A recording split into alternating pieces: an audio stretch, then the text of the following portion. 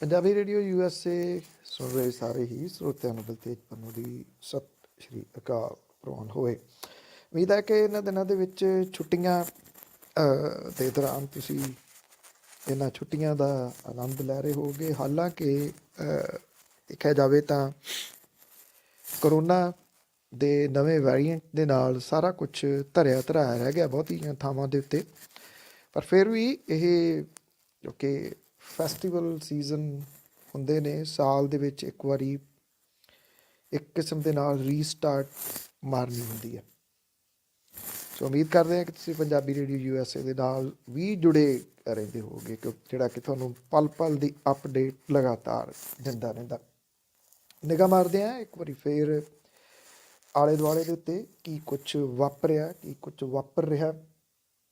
ਖੇਮਕਰਨ ਦੇ ਵਿੱਚ ਸਥਿਤ BSF ਦੀ ਬਟਾਲੀਅਨ ਨੇ ਗਵਾਂਢੀ ਮੁਲਕ ਵੱਲੋਂ ਭਾਰਤ ਦੇ ਵਿੱਚ ਨਸ਼ਾ ਭੇਜਣ ਦੀ ਇੱਕ ਸਾਜ਼ਿਸ਼ ਨੂੰ ਨਾਕਾਮ ਕੀਤਾ। 1 ਅਰਬ ਤੇ 65 ਕਰੋੜ ਰੁਪਈਏ ਮੁੱਲ ਦੀ 32 ਕਿਲੋ 900 ਗ੍ਰਾਮ ਹੈਰੋਇਨ ਬਰਾਮਦ ਕੀਤੀ ਹੈ। BSF ਨੇ ਖੇਮਕਰਨ ਸੈਕਟਰ ਦੇ ਵਿੱਚ BOP ਮੀਆਂਵਾਲ ਤਾੜ ਤੋਂ 22 ਪੈਕਟ ਬਰਾਮਦ ਕੀਤੇ ਆ, ਜਿਹੜੇ ਕਿ ਪਾਕਿਸਤਾਨ ਦੇ ਵੱਲੋਂ ਭਾਰਤੀ ਖੇਤਰ ਅੰਦਰ ਸੁੱਟੇ ਗਏ।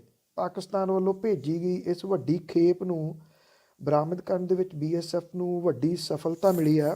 BSF ਦੇ ਸੀਨੀਅਰ ਅਧਿਕਾਰੀਆਂ ਦੇ ਅਨੁਸਾਰ ਜਿਹੜੀ ਨਿਗਾਹ ਰੱਖੀ ਜਾ ਰਹੀ ਸੀਗੀ, ਜਿੱਥੋਂ ਕਿ ਇਹ ਪਤਾ ਲੱਗਿਆ ਕਿ ਇੰਨੇ ਪੈਕਟ ਸੁੱਟੇ ਗਏ ਆ। ਸਰਹੱਦੀ ਜਿਹੜੀਆਂ ਇਹ ਚੌਂਕੀਆਂ ਨੇ, ਇੱਥੋਂ ਅਕਸਰ ਇਹਨਾਂ ਡਰੱਗ ਨੂੰ ਸੁੱਟਿਆ ਜਾਂਦਾ। ਇਹਨੂੰ ਵੱਖ-ਵੱਖ ਤਰੀਕਿਆਂ ਦੇ ਨਾਲ ਉੱਤੋਂ ਚਲਾ ਕੇ ਵੀ ਮਾਰਿਆ ਜਾਂਦਾ, ਜਿਸ ਕਿਸਮ ਦੀ ਇਹ ਪੈਕਿੰਗ ਹੁੰਦੀ ਆ, ਜਾਂ ਫਿਰ ਜਿਹੜੀ ਪਲਾਸਟਿਕ ਦੀ ਪਾਈਪ ਹੈ ਉਹਦੀ ਵਰਤੋਂ ਕੀਤੀ ਜਾਂਦੀ ਹੈ। ਪਰ 1 ਅਰਬ ਤੇ 65 ਕਰੋੜ ਰੁਪਈਏ ਦੀ ਜਿਹਦਾ ਮੁੱਲ ਹੈ ਇਸ ਵੇਲੇ ਖੁੱਲ੍ਹੀ ਮੰਡੀ ਦੇ ਵਿੱਚ, ਇਹ ਬਹੁਤ ਵੱਡੀ ਖੇਪ ਕਹੀ ਜਾ ਸਕਦੀ ਹੈ ਡਰੱਗ ਦੀ। 2 ਦਿਨ ਪਹਿਲਾਂ ਨਾਗਪੁਰ ਦੇ ਵਿੱਚ ਆਪਣਾ ਬਿਆਨ ਦਿੱਤਾ ਖੇਤੀਬਾੜੀ ਮੰਤਰੀ ਨਰਿੰਦਰ ਤੋਮਰ ਹੋਰਾਂ ਨੇ, ਜਿਨ੍ਹਾਂ ਨੇ ਇਹ ਗੱਲ ਕਹੀ ਸੀਗੀ ਕਿ ਜ਼ਰੂਰਤ ਪਈ ਤਾਂ ਉਹ ਖੇਤੀ ਕਾਨੂੰਨ ਮੁੜ ਕੇ ਫੇਰ ਲੈ ਕੇ ਆਉਣਗੇ। ਔਰ ਇਹਦੇ ਨਾਲ ਵਿਰੋਧੀ ਧਿਰਾਂ ਨੂੰ ਮੌਕਾ ਮਿਲ ਗਿਆ ਵੱਡਾ ਕਿ ਉਹ ਇਹਨਾਂ ਖੇਤੀ ਕਾਨੂੰਨਾਂ ਨੂੰ ਕੀ ਸਰਕਾਰ ਦੇ ਏਜੰਡੇ ਦੇ ਉੱਤੇ ਆ, ਇਹਨਾਂ 5 ਰਾਜਾਂ ਦੀਆਂ ਚੋਣਾਂ ਤੋਂ ਬਾਅਦ ਖੇਤੀ ਕਾਨੂੰਨ ਲੈ ਆਉਣਗੇ। ਇਹ ਵੱਡਾ ਸਵਾਲ ਜਿਹੜਾ ਸੀ ਉਹ ਉਠਾਉਣਾ ਸ਼ੁਰੂ ਕੀਤਾ ਵਿਰੋਧੀ ਧਿਰਾਂ ਨੇ। ਉਧਰ ਹੁਣ ਜਿਹੜੇ ਖੇਤੀ ਮੰਤਰੀ ਨੇ ਨਰਿੰਦਰ ਤੋਮਰ, ਕਿਉਂਕਿ ਉਹਨਾਂ ਨੂੰ ਬਾਅਦ ਦੇ ਵਿੱਚ ਪਤਾ ਲੱਗਿਆ ਕਿ ਇਹਦਾ ਜਿਹੜਾ ਇੰਪੈਕਟ ਹੈ ਉਹ ਬਹੁਤ ਵੱਡਾ ਪੈ ਸਕਦਾ ਸੰਭਾਵੀ ਰੂਪ ਦੇ ਵਿੱਚ ਚੋਣਾਂ ਦੇ ਉੱਤੇ, 5 ਰਾਜਾਂ ਦੇ ਵਿੱਚ ਹੋ ਰਹੀਆਂ ਚੋਣਾਂ 'ਤੇ, ਕਿਉਂਕਿ ਰਾਜਾਂ ਦੀਆਂ ਚੋਣਾਂ ਤੋਂ ਪਹਿਲਾਂ ਕੇਂਦਰ ਦੀ ਸਰਕਾਰ ਨੇ ਇਹਨਾਂ 3 ਖੇਤੀ ਕਾਨੂੰਨਾਂ ਨੂੰ ਰੱਦ ਕੀਤਾ, ਇਸ ਕਰਕੇ ਕਿ ਉਹਨੂੰ ਦਿਸਦਾ ਸੀਗਾ ਖਾਸ ਤੌਰ ਦੇ ਉੱਤੇ ਉੱਤਰ ਪ੍ਰਦੇਸ਼ ਦੇ ਵਿੱਚ ਕਿ ਉਹ ਡੇ ਬਾਈ ਡੇ ਹੇਠਾਂ ਨੂੰ ਜਾ ਰਹੇ। ਅਤੇ ਨਰਿੰਦਰ ਤੋਮਰ ਨੇ ਦੁਬਾਰਾ ਇਹ ਬਿਆਨ ਦੇ ਕੇ ਖਦਸ਼ੇ ਜਿਹੜੇ ਉਹਨਾਂ ਨੂੰ ਖੜਿਆ ਕਰ ਦਿੱਤਾ। ਹੁਣ ਨਰਿੰਦਰ ਤੋਮਰ ਇਹ ਕਹਿੰਦੇ ਆ ਕਿ ਮੇਰੀ ਗੱਲ ਨੂੰ ਤੋੜ ਮਰੋੜ ਕੇ ਪੇਸ਼ ਕੀਤਾ ਗਿਆ, ਮੈਂ ਇੱਦਾਂ ਨਹੀਂ ਸੀ ਕਿਹਾ ਜਿਸ ਤਰੀਕੇ ਦੇ ਨਾਲ ਇਹਨੂੰ ਬਣਾ ਦਿੱਤਾ ਗਿਆ। ਉਹ ਇਹ ਕਹਿੰਦੇ ਆ ਕਿ ਮੈਂ ਤਾਂ ਇਹ ਕਿਹਾ ਸੀਗਾ ਕਿ 3 ਖੇਤੀ ਕਾਨੂੰਨ ਕਿਸਾਨਾਂ ਦੇ ਭਲੇ ਲਈ ਲਿਆਂਦੇ ਗਏ ਸੀ। ਹਾਲਾਂਕਿ ਦਿੱਲੀ ਦੇ ਵਿੱਚ ਕਿਸਾਨਾਂ ਦੇ ਰੋਸ ਜ਼ਾਹਰ ਕਰਨ ਤੋਂ ਬਾਅਦ ਪ੍ਰਧਾਨ ਮੰਤਰੀ ਨਰਿੰਦਰ ਮੋਦੀ ਨੇ ਇਹਨੂੰ ਵਾਪਸ ਲੈਣ ਦਾ ਫੈਸਲਾ ਲਿਆ ਸੀਗਾ। ਕੇਂਦਰੀ ਮੰਤਰੀ ਨੇ ਇਹ ਗੱਲ ਕਹੀ ਆ ਕਿ ਇਸ ਮੁੱਦੇ ਦੇ ਉੱਤੇ ਨਾਗਪੁਰ ਦੇ ਵਿੱਚ ਉਹਦੇ ਬਿਆਨਾਂ ਦਾ ਗਲਤ ਅਰਥ ਕੱਢਿਆ ਗਿਆ। ਉਹਦਾ ਇਹ ਇਰਾਦਾ ਨਹੀਂ ਸੀਗਾ ਕਿ 3 ਇਹ ਖੇਤੀ ਕਾਨੂੰਨ ਵਾਪਸ ਲਿਆਂਦੇ ਜਾਣਗੇ। ਨਰਿੰਦਰ ਤੋਮਰ ਨੇ ਕਿਹਾ ਕਿ ਮੈਂ ਇਹ ਕਿਹਾ ਸੀਗਾ ਕਿ ਅਸੀਂ ਖੇਤੀ ਕਾਨੂੰਨਾਂ ਦੇ ਉੱਤੇ ਇੱਕ ਸਟੈਪ ਪਿੱਛੇ ਜ਼ਰੂਰ ਖਿੱਚਿਆ, ਪਰ ਸਰਕਾਰ ਹਮੇਸ਼ਾ ਕਿਸਾਨਾਂ ਦੀ ਭਲਾਈ ਲਈ ਅੱਗੇ ਵਧਦੀ ਰਹੂਗੀ ਅਤੇ ਇਹਦੇ ਲਈ ਇਸ ਮੁੱਦੇ ਦੇ ਉੱਤੇ ਕੋਈ ਗਲਤਫਹਿਮੀ ਨਹੀਂ ਹੋਣੀ ਚਾਹੀਦੀ। ਉਧਰ ਭਾਰਤੀ ਕਿਸਾਨ ਯੂਨੀਅਨ ਦੇ ਆਗੂ ਰਾਕੇਸ਼ ਟਕੈਤ ਨੇ ਇਹ ਗੱਲ ਕਹੀ ਹੈ ਕਿ ਜੇ ਸਰਕਾਰ ਕਿਸਾਨਾਂ ਦੀਆਂ ਮੰਗਾਂ ਪੂਰੀ ਤਰੀਕੇ ਨਾਲ ਨਹੀਂ ਮੰਨਦੀ ਤਾਂ ਇੱਕ ਵਾਰ ਮੁੜ ਕੇ ਅੰਦੋਲਨ ਖੜਾ ਹੋਊਗਾ। ਉਹਨਾਂ ਨੇ ਜਿਹੜੇ ਸੰਸਦ ਮੈਂਬਰ ਅਸਦੂਦੀਨ ਓਵੈਸੀ ਦੇ ਉੱਤੇ ਵੀ ਨਿਸ਼ਾਨਾ ਸਾਧਿਆ। ਰਾਕੇਸ਼ ਟਕੈਤ ਨੇ ਜੈਪੁਰ ਦੇ ਵਿੱਚ ਇਹ ਗੱਲ ਕਹੀ ਆ ਕਿ ਕਿਸਾਨ ਅੰਦੋਲਨ ਅਜੇ ਖਤਮ ਨਹੀਂ ਹੋਇਆ, ਉਹਨਾਂ ਕਿਹਾ ਕਿ ਕਿਸਾਨ ਕਿਤੇ ਨਹੀਂ ਗਏ ਤੇ ਨਾ ਸਰਕਾਰ ਕਿਤੇ ਗਈ ਹੈ। ਉਹਨੇ ਕਿਹਾ ਕਿ ਸੰਯੁਕਤ ਕਿਸਾਨ ਮੋਰਚਾ ਕੋਈ ਚੋਣ ਨਹੀਂ ਲੜ ਰਿਹਾ ਤੇ ਉਹ ਰਾਜਨੀਤੀ ਦੇ ਵਿੱਚ ਸ਼ਾਮਲ ਨਹੀਂ ਹੋ ਰਹੇ, ਕਿਉਂਕਿ ਇੱਥੇ ਪੰਜਾਬ ਦੇ ਵਿੱਚ ਜਿਹੜਾ ਫਰੰਟ ਬਣਿਆ ਇਹਦੇ ਉੱਤੇ ਉਹ ਟਿੱਪਣੀ ਕਰ ਰਹੇ ਸਨ। ਜੇ ਗੱਲ ਚੱਲੀ ਆ ਚੋਣਾਂ ਦੀ, ਤਾਂ ਆਮ ਆਦਮੀ ਪਾਰਟੀ ਨੇ ਆਪਣੇ 15 ਉਮੀਦਵਾਰਾਂ ਦੀ ਚੌਥੀ ਸੂਚੀ ਇੱਕ ਜਾਰੀ ਕੀਤੀ ਹੈ। ਇਹਦੇ ਨਾਲ ਹੁਣ ਜਿਹੜੇ ਇਹ ਚੌਥੀ ਸੂਚੀ ਤੋਂ ਬਾਅਦ ਆਮ ਆਦਮੀ ਪਾਰਟੀ ਦੇ ਵੱਲੋਂ ਐਲਾਨ ਕੀਤੇ ਗਏ ਉਮੀਦਵਾਰ ਜਿਹੜੇ ਨੇ ਉਹਨਾਂ ਦੀ ਗਿਣਤੀ 73 ਹੋ ਗਈ ਹੈ। ਪਾਰਟੀ ਨੇ ਪਹਿਲਾਂ 10 ਉਮੀਦਵਾਰਾਂ ਦੀ ਪਹਿਲੀ ਸੂਚੀ 12 ਨਵੰਬਰ ਨੂੰ, 30 ਨੂੰ ਦੂਜੀ ਸੂਚੀ, 10 ਨੂੰ 18 ਉਮੀਦਵਾਰਾਂ ਦੀ ਤੀਜੀ ਸੂਚੀ, ਤੇ ਹੁਣ ਇਹ ਜਿਹੜੀ ਚੌਥੀ ਸੂਚੀ ਜਾਰੀ ਕੀਤੀ ਗਈ ਹੈ। ਇਹਦੇ ਮੁਤਾਬਕ ਭੁਲੱਥ ਤੋਂ ਰਣਜੀਤ ਸਿੰਘ ਰਾਣਾ ਨੂੰ ਉਮੀਦਵਾਰ ਬਣਾਇਆ ਗਿਆ, ਨਕੋਦਰ ਤੋਂ ਇੰਦਰਜੀਤ ਕੌਰ ਮਾਨ, ਮੁਕੇਰੀਆ ਤੋਂ ਗੁਰਧਿਆਨ ਸਿੰਘ ਮੁਲਤਾਨੀ, ਦਸੂਹੇ ਤੋਂ ਕਰਮਵੀਰ ਸਿੰਘ ਘੁੰਮਣ, ਉੜਮੜ ਤੋਂ ਜਸਵੀਰ ਸਿੰਘ ਰਾਜਾ ਗਿੱਲ ਔਰ ਰੂਪਨਗਰ ਤੋਂ ਦਿਨੇਸ਼ ਚੱਡਾ ਨੂੰ ਉਮੀਦਵਾਰ ਬਣਾਇਆ ਗਿਆ। ਦਿਨੇਸ਼ ਚੱਡਾ ਜਿਹੜਾ ਅਮਰਜੀਤ ਸੰਦੋਆ ਦੀ ਜਗ੍ਹਾ ਦੇ ਉੱਤੇ ਉਮੀਦਵਾਰ ਹੋਊਗਾ, ਔਰ ਸੰਦੋਆ ਪਿਛਲੀ ਚੋਣ ਜਿੱਤੇ ਸਨ ਇਸੇ ਹੀ ਰੂਪਨਗਰ ਤੋਂ, ਪਰ 19 ਦੀਆਂ ਲੋਕ ਸਭਾ ਚੋਣਾਂ ਦੇ ਵੇਲੇ ਉਹ ਪਾਰਟੀ ਛੱਡ ਕੇ ਕਾਂਗਰਸ ਦੇ ਵਿੱਚ ਚਲੇ ਗਏ ਸੀ ਤੇ ਮੁੜ ਕੇ ਫੇਰ ਵਾਪਸੀ ਕਰ ਲਈ ਉਹਨਾਂ ਨੇ। ਇਸ ਕਰਕੇ ਪਾਰਟੀ ਨੇ ਸੰਦੋਆ ਦੇ ਇਸ ਆਉਣ ਜਾਣ ਨੂੰ ਸ਼ਾਇਦ ਠੀਕ ਨਹੀਂ ਸਮਝਿਆ, ਇਸ ਕਰਕੇ ਉਹਨਾਂ ਦੀ ਜਗ੍ਹਾ ਦੇ ਉੱਤੇ RTI ਐਕਟਿਵਿਸਟ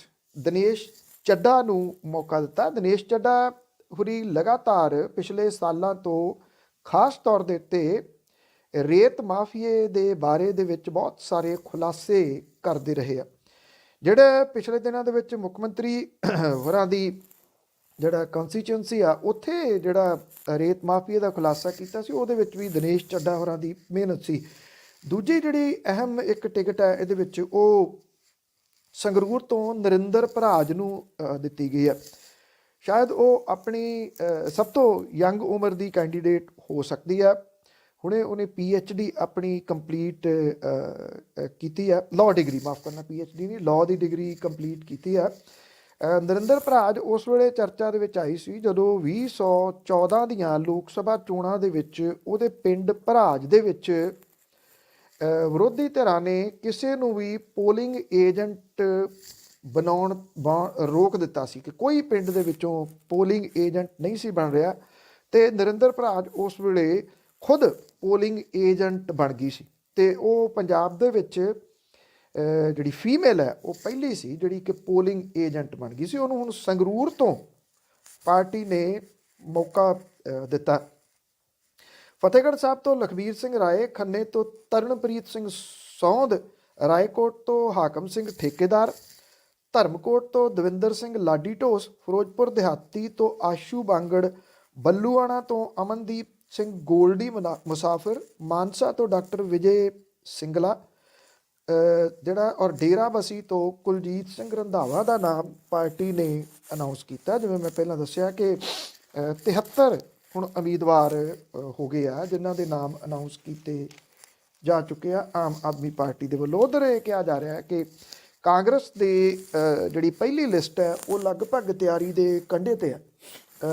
2 ਦਰਜਨ ਉਮੀਦਵਾਰ ਐਲਾਨ ਸਕਦੀ ਹੈ ਕਾਂਗਰਸ ਕਿਸੇ ਵੇਲੇ ਵੀ। ਪੰਜਾਬ ਦੇ ਵਿੱਚ ਚੋਣ ਸਰਗਰਮੀਆਂ ਇਸ ਵੇਲੇ ਬੜੀ ਤੇਜ਼ੀ ਦੇ ਨਾਲ ਵੱਧ ਰਹੀਆਂ ਨੇ।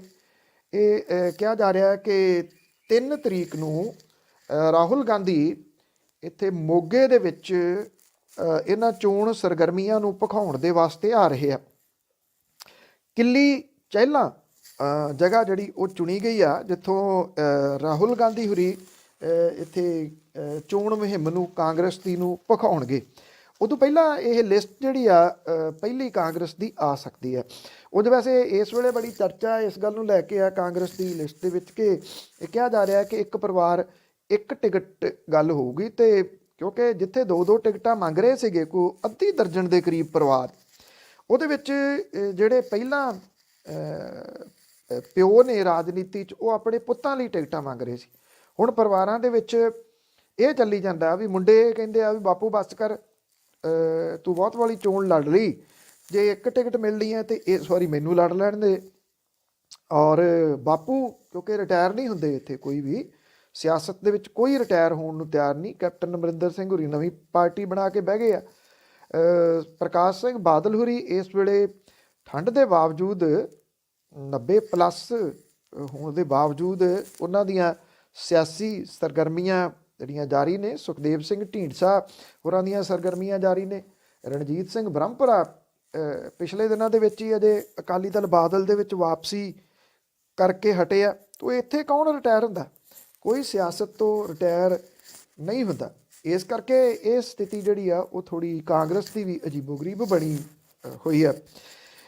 ਜੇ ਗੱਲ ਕਰੀਏ ਸਿਆਸੀ ਸਰਗਰਮੀਆਂ ਦੀ ਤਾਂ ਪ੍ਰਧਾਨ ਮੰਤਰੀ ਨਰਿੰਦਰ ਮੋਦੀ ਹੋਰੀ ਵੀ 3 ਜਨਵਰੀ ਨੂੰ ਹੀ ਪੰਜਾਬ ਆ ਸਕਦੇ ਆ। ਅੱਜ ਇਹਦੇ ਸੰਬੰਧੀ ਸਥਿਤੀ ਜਿਹੜੀ ਆ ਉਹ ਕਾਫੀ ਕਲੀਅਰ ਹੋ ਸਕਦੀ ਹੈ। ਇਹ ਸਮਝਿਆ ਜਾ ਰਿਹਾ ਕਿ ਕਿਸੇ ਅਹਿਮ ਪੈਕੇਜ ਦਾ ਐਲਾਨ ਕਰ ਸਕਦੇ ਆ ਨਰਿੰਦਰ ਮੋਦੀ ਹੋਰੀ। ਸਨਅਤਾਂ ਜਾਂ ਖੇਤੀ ਖੇਤਰ ਨੂੰ ਰਾਹਤ ਦਿੱਤੀ ਜਾ ਸਕਦੀ ਹੈ। ਪ੍ਰਧਾਨ ਮੰਤਰੀ ਹੋਰਾਂ ਦੀ ਰੈਲੀ ਕਿੱਥੇ ਹੋਊਗੀ, ਇਹਨੂੰ ਲੈ ਕੇ ਅਟਕਲਾਂ ਜਾਰੀ ਨੇ। ਸੰਭਾਵੀ ਰੂਪ ਦੇ ਵਿੱਚ ਇਹ ਫਿਰੋਜ਼ਪੁਰ ਜਾਂ ਹੁਸ਼ਿਆਰਪੁਰ ਦੇ ਵਿੱਚ ਹੋ ਸਕਦੀ ਹੈ। ਅੱਜ ਇਹਦੇ ਸੰਬੰਧੀ ਫਾਈਨਲ ਹੋ ਜਾਊਗਾ। ਫਿਰੋਜ਼ਪੁਰ ਦੇ ਵਿੱਚ ਜਿਹੜੀ PGI ਸੈਟਲਾਈਟ ਸੈਂਟਰ ਦਾ ਨੀਂਹ ਪੱਥਰ ਰੱਖਿਆ ਜਾ ਸਕਦਾ। ਹੁਸ਼ਿਆਰਪੁਰ ਦੇ ਵਿੱਚ ਵੀ ਪ੍ਰਧਾਨ ਮੰਤਰੀ ਦਾ ਜਿਹੜਾ ਸਮਾਗਮ ਹੈ ਉਹ ਹੋਣ ਦੇ ਚਰਚੇ ਚੱਲ ਰਹੇ ਨੇ ਕਿ ਸੰਭਾਵੀ ਰੂਪ ਦੇ ਵਿੱਚ ਹੁਸ਼ਿਆਰਪੁਰ ਦੇ ਵਿੱਚ ਹੋ ਸਕਦਾ। ਵੈਸੇ ਪਹਿਲਾਂ ਇਹ ਵੀ ਚੱਲ ਰਿਹਾ ਸੀਗਾ ਕਿ ਹੋ ਸਕਦਾ ਹੈ ਕਿ ਉਹਨਾਂ ਦਾ ਇਹ ਜਿਹੜਾ ਦੌਰਾ ਹੈ ਇਹ ਅੰਮ੍ਰਿਤਸਰ ਦਾ ਹੋਵੇ, ਪਰ ਅੰਮ੍ਰਿਤਸਰ ਵਾਲੀ ਗੱਲ ਜਿਹੜੀ ਉਹ ਨਹੀਂ ਦਿਸ ਰਹੀ, ਬਲਕਿ ਹੁਸ਼ਿਆਰਪੁਰ ਜਾਂ ਫਿਰੋਜ਼ਪੁਰ ਦੇ ਵਿੱਚ ਉਹਨਾਂ ਦਾ ਇਹ ਦੌਰਾ ਹੋ ਸਕਦਾ। ਕਈ ਚੀਜ਼ਾਂ ਨੂੰ ਲੈ ਕੇ ਚਰਚਾਵਾਂ ਚੱਲ ਰਹੀਆਂ ਨੇ, ਜਿਹਦੇ ਵਿੱਚ ਚੰਡੀਗੜ੍ਹ ਪੰਜਾਬ ਨੂੰ ਦੇਣਾ, ਇਹਨੂੰ ਲੈ ਕੇ ਵੀ ਚਰਚਾ ਚੱਲ ਰਹੀ ਆ। ਹਾਲਾਂਕਿ ਅਜੇ ਇਹ ਚਰਚਾਵਾਂ ਨੇ ਮਹਿਜ਼, ਔਰ ਕਨਫਰਮੇਸ਼ਨ ਜਿਹੜੀ ਇੱਕ ਤਾਂ ਇਹ ਹੋਊਗੀ ਕਿ ਦੌਰਾ ਕਿੱਥੋਂ ਦਾ ਹੋਊਗਾ, ਅਤੇ ਉਹਨੇ ਦਿਨ ਭਾਰਤੀ ਜਨਤਾ ਪਾਰਟੀ ਇਹ ਚਾਹੂਗੀ ਕਿ ਲੋਕ ਅਟਕਲਾਂ ਦੇ ਨਾਲ ਸਾਰਨ ਕਿ ਆ ਵੀ ਹੋ ਸਕਦਾ, ਆ ਵੀ ਹੋ ਸਕਦਾ। ਕੀ ਕੁਛ ਹੋ ਸਕਦਾ ਇਹ ਕੁਛ ਨਹੀਂ ਪਤਾ। ਜਿਹੜੇ ਕਿਸਾਨ ਨੇ ਉਹਨਾਂ ਦੇ ਵੱਲੋਂ ਇੱਕ ਪਾਰਟੀ ਦਾ ਐਲਾਨ ਕੀਤਾ ਗਿਆ। ਜਿਹੜੀਆਂ 22 ਕਿਸਾਨ ਜਥੇਬੰਦੀਆਂ ਇਹਦੇ ਵਿੱਚ ਸ਼ਾਮਲ ਨੇ। 10 ਕਿਸਾਨ ਜਥੇਬੰਦੀਆਂ ਨੇ ਜਿਹੜੀਆਂ ਨਹੀਂ ਆਈਆਂ। ਹੁਣ ਇਹ ਕਿਹਾ ਜਾ ਰਿਹਾ ਕਿ ਅਗਲੇ 2-3 ਦਿਨਾਂ ਦੇ ਵਿੱਚ ਇਹ ਜਿਹੜੀਆਂ ਕਿਸਾਨ ਧਿਰਾਂ ਨੇ ਉਹ ਮੁੱਦਿਆਂ ਦਾ ਐਲਾਨ ਕਰਨਗੀਆਂ ਕਿ ਕਿਹੜੇ ਮੁੱਦਿਆਂ ਦੇ ਉੱਤੇ ਉਹ ਚੋਣ ਲੜ ਸਕਦੀਆਂ ਨੇ। ਰਾਹ ਐਡਾ ਸੌਖਾ ਵੀ ਨਹੀਂ ਹੋਊਗਾ। ਉਹਦਾ ਕਾਰਨ ਇਹ ਆ ਕਿ ਸਮਾਂ ਰਹਿ ਗਿਆ ਥੋੜ੍ਹਾ। ਇਹ ਲਗਭਗ 45 ਦਿਨ ਦਾ ਪ੍ਰੋਸੈਸ ਹੈ ਜੇ ਪਾਰਟੀ ਰਜਿਸਟਰਡ ਕਰਵਾਈ ਜਾਂਦੀ ਆ। ਜਿਹੜੀ ਇਹਨਾਂ ਨੇ ਸੰਯੁਕਤ ਸਮਾਜ ਮੋਰਚਾ ਨਾਮ ਦੀ ਪਾਰਟੀ ਬਣਾਈ ਆ ਉਹ ਅਜੇ ਰਜਿਸਟਰਡ ਨਹੀਂ ਗੀ। ਰਜਿਸਟਰਡ ਹੋਣ ਲਈ ਟਾਈਮ ਚਾਹੀਦਾ, ਟਾਈਮ ਹੈ ਨਹੀਂ ਗਾ। ਔਰ ਇਹ ਕਿਹਾ ਜਾ ਰਿਹਾ ਕਿ ਬਿਨਾਂ ਪਾਰਟੀ ਰਜਿਸਟਰਡ ਕਰਾਏ ਤੋਂ ਆਜ਼ਾਦ ਤੌਰ ਦੇ ਉੱਤੇ ਪਾਰਟੀ ਚੋਣਾਂ ਲੜ ਸਕਦੀ ਹੈ। ਨਵੀਂ ਬਣੀ ਪਾਰਟੀ ਕਿਸਾਨਾਂ ਦੀ ਕਿੰਨੀਆਂ ਸੀਟਾਂ ਦੇ ਉੱਤੇ ਉਮੀਦਵਾਰ ਖੜੇ ਕਰੂਗੀ ਇਹ ਨਹੀਂ ਪਤਾ। ਇਹ ਪੰਜਾਬ ਹੈ, ਉਮੀਦਵਾਰਾਂ ਦੀ ਕੋਈ ਕਮੀ ਨਹੀਂ, ਜਿੰਨੇ ਮਰਜ਼ੀ ਲੱਭ ਲਓ ਉਮੀਦਵਾਰ। ਤਾਂ ਚਾਹੇ ਇੱਕ ਪਾਰਟੀ ਇੱਕ ਜਗ੍ਹਾ ਤੋਂ 2-2 3-3 ਵੀ ਖੜੇ ਕਰਦੇ ਤਾਂ ਵੀ ਨਹੀਂ ਮੁੱਕਣੇ। ਉਮੀਦਵਾਰ ਤਾਂ ਲੱਭ ਜਾਣਗੇ। ਇਹਨਾਂ ਜ਼ਰੂਰ ਮੁਸ਼ਕਲ ਹੋਊਗੀ ਕਿ ਜੇ ਪਾਰਟੀ ਦੀ ਰਜਿਸਟ੍ਰੇਸ਼ਨ ਨਹੀਂ ਆ ਤੇ ਇੱਕ ਸਿੰਬਲ ਨਹੀਂ ਉਹਨੂੰ ਮਿਲ ਸਕਣਾ। ਇਹਦੇ ਚਾਂਸਸ ਬਹੁਤ ਘੱਟ ਨੇ। ਜੇ ਰਜਿਸਟ੍ਰੇਸ਼ਨ ਨਹੀਂ ਹੁੰਦੀ ਤਾਂ ਇੱਕ ਕੋਈ ਸਿੰਬਲ ਪਿਕ ਕਰਕੇ ਉਹ ਸਾਰੇ ਉਮੀਦਵਾਰਾਂ ਨੂੰ ਦੇ ਸਕਦੇ ਸੀ। ਜੇ ਆਜ਼ਾਦ ਖੜ੍ਹਦੇ ਨੇ ਤੇ ਡਿਫਰੈਂਟ ਸਿੰਬਲ ਹੋਣਗੇ ਤਾਂ ਉਹਦੇ ਨਾਲ ਇੱਕ ਭੁਲੇਖੇ ਵਾਲੀ ਸਥਿਤੀ ਜਿਹੜੀ ਉਹ ਪਈ ਰਹੂਗੀ। ਪੰਜਾਬ ਕਿਸਾਨ ਯੂਨੀਅਨ ਦੇ ਸੂਬਾ ਪ੍ਰਧਾਨ ਰੁਲਦੂ ਸਿੰਘ ਮਾਨਸਾ ਨੇ ਇਹ ਗੱਲ ਕਹੀ ਆ ਕਿ ਪੰਜਾਬ ਦੇ ਮੌਜੂਦਾ ਹਾਲਾਤ ਵੇਖ ਕੇ ਲੋਕਾਂ ਦੇ ਵੱਲੋਂ ਜਥੇਬੰਦਕ ਆਗੂਆਂ 'ਤੇ ਚੋਣ ਲੜਨ ਲਈ ਦਬਾਅ ਪਾਇਆ ਜਾ ਰਿਹਾ ਸੀਗਾ, ਔਰ ਪੰਜਾਬ ਦੇ ਲੋਕ ਮੌਜੂਦਾ ਵੱਡੀਆਂ ਸਿਆਸੀ ਧਿਰਾਂ ਦੇ ਵਾਅਦਿਆਂ ਤੋਂ ਅੱਕੇ ਪਏ ਹੈ ਅਤੇ ਉਹਨਾਂ ਨੂੰ ਆਪਣਾ ਭਵਿੱਖ ਜਥੇਬੰਦਕ ਧਿਰਾਂ ਤੋਂ ਚੰਗਾ ਵਿਖਾਈ ਦੇਣ ਲੱਗਿਆ ਸੀਗਾ। ਰੁਲਦੂ ਸਿੰਘ ਨੇ ਕਿਹਾ ਕਿ ਮੋਰਚੇ ਦੇ ਵੱਲੋਂ ਉਹਨਾਂ ਨੂੰ ਰਾਜ ਦੇ ਵਿੱਚ ਮਾਨਸਾ ਸਣੇ ਕਿਤਿਓਂ ਵੀ ਚੋਣ ਲੜਨ ਦੇ ਵਾਸਤੇ ਉਤਾਰਿਆ ਜਾਂਦਾ ਤਾਂ ਉਹ ਬੇਝਿਜਕ ਹੋ ਕੇ ਮੋਰਚੇ ਦੇ ਹੁਕਮ ਨੂੰ ਮੰਨਣਗੇ। ਔਰ ਬਲਬੀਰ ਸਿੰਘ ਰਾਜੇਵਾਲ ਹੋਰਾਂ ਦੀ ਅਗਵਾਈ ਦੇ ਵਿੱਚ ਮੋਰਚੇ ਨੇ ਇਹ ਚੋਣਾਂ ਲੜਨ ਦਾ ਆਪਣਾ ਪ੍ਰੋਗਰਾਮ ਉਲੀਕਿਆ। ਕਿੰਨੀਆਂ ਸੀਟਾਂ ਦੇ ਉੱਤੇ ਚੋਣ ਲੜਦੇ, ਇਹ ਬਹੁਤ ਅਹਿਮ ਹੋਊਗਾ।